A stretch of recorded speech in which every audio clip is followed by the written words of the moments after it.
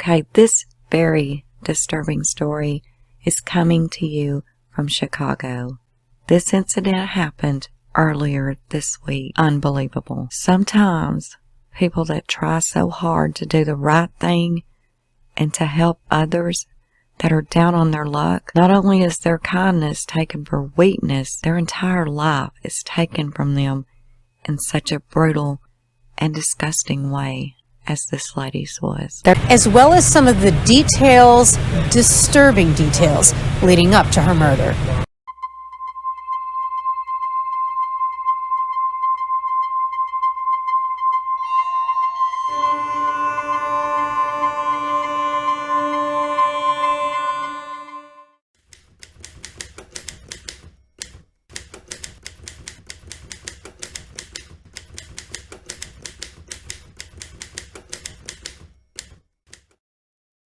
Year-old Sandra Colelu killed and dismembered her landlord, 69-year-old Frances Walker.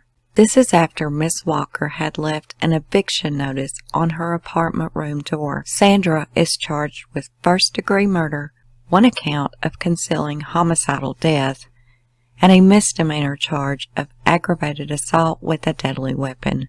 She is being held without bond at the Cook County Jail. Please understand, as you hear me tell you about this story, some of the details are very disturbing. Frances Walker offered several rooms in her home to rent to women that were in bad situations or just in need of some shelter. She was just the nicest person. She took me in, and when I had financial issues, she said, "It's okay.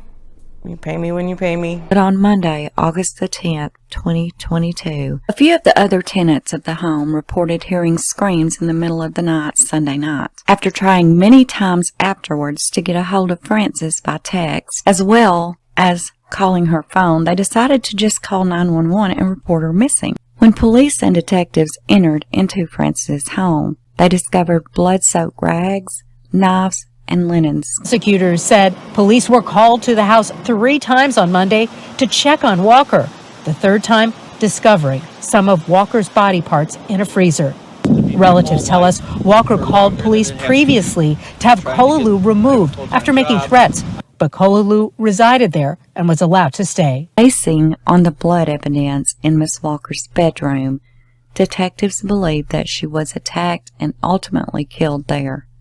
Then her body was moved and dismembered on the first floor of her home. Walker's head, arms, and legs were found in the freezer. Her torso has not been found. And the family tells me they believe Walker's beloved little dog, Lukey, was also killed. Sandra attempted to flee the home after replying to these text messages that other tenants were sending to Miss Walker asking her was she okay after hearing all of the commotion.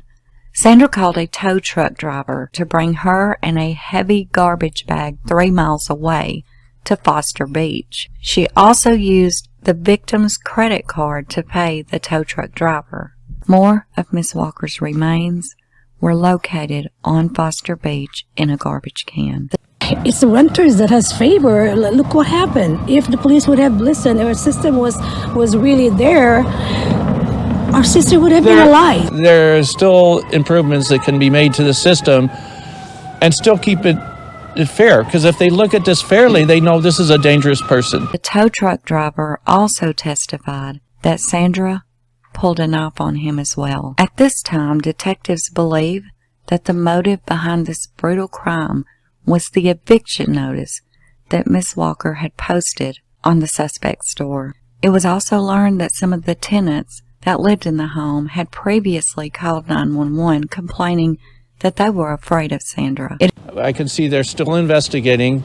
The authorities want to have a fair trial, and in a fair trial, she's going to be locked up for a long time. It is unknown at this time if any of those previous calls to 911 ever resulted in any charges against her. Detectives have also said that Sandra is not cooperating with the ongoing investigation. Now, I was in tears, but what can we do?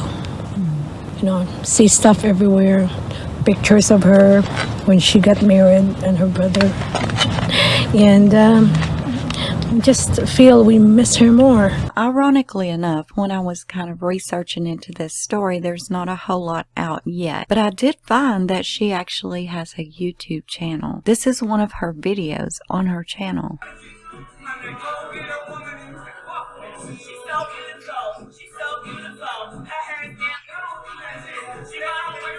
Okay, following you will hear the newest press conference. This press conference was given on October the 13th, and this was the immediate release on October the 12th for the news.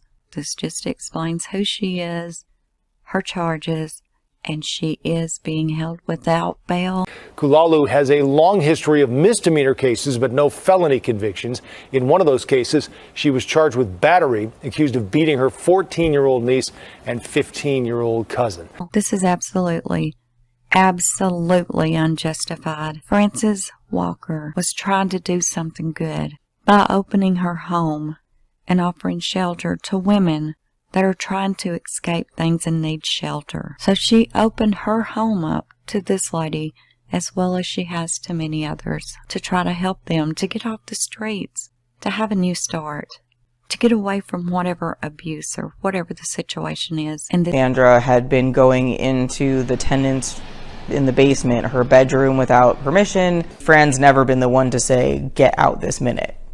You know, she gives you 30, 60 days. I can't imagine anything making somebody that angry to do something like that. not only was her life taken, her body completely dismembered in her own home that she opened up out of the goodness of her heart. This is more than taking someone's kindness for weakness. Miss Walker had to put an eviction notice on this lady's door.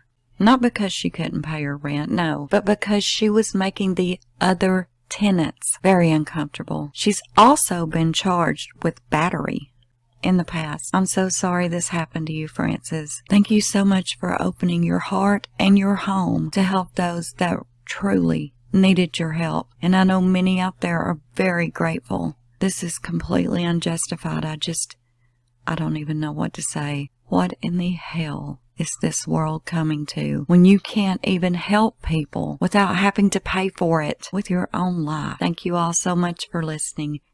And until next time, this is Unjustified. Kulalu is due back in court October 31st.